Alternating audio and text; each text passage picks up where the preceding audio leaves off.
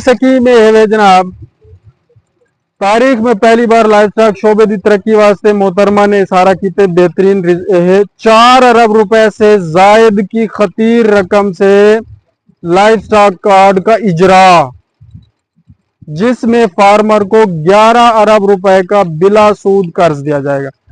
इतना उन्होंने 10 अरब दसे, हुण इतना उन्होंने 11 अरब यानी 1 अरब भी विच शामिल है। ठीक हो गया।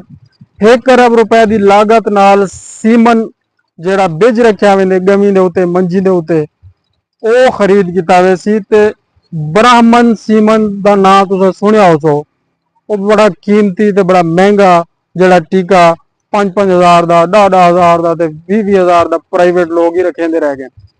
हुण वो ब्राह्मण वाला टीका गवर्नमेंट गिनसी 1 अरब रुपया ला के बहुत सारिया डोजा गिन से पूरे पंजाब वास्ते और तमाम AITs को तकसीम कर रहे सन।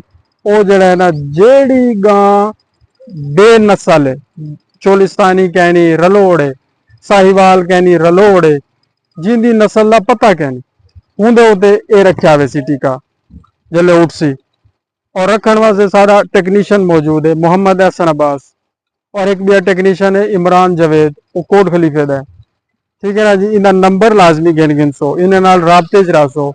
जो ये मनसूबा शुरू थी सी तुहाडे कने इन्दा नंबर हो सी ते ए तुहाडे कने आ ते जेड़ी गवर्नमेंट दी 100 रुपया 150 रुपया 200 रुपया जो फीस रखे सी गवर्नमेंट उन्दे उत्ते ए तुसां जनाबे अली ठीक है रखवे सो।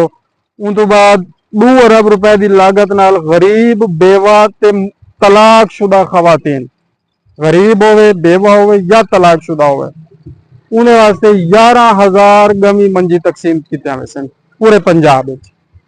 पूरे पंजाब 11,000 गमी तकसीम करने का मनसूबा है और उन्हें 2 अरब रुपया खर्च थी ना। हुण सारे कने दरखास्त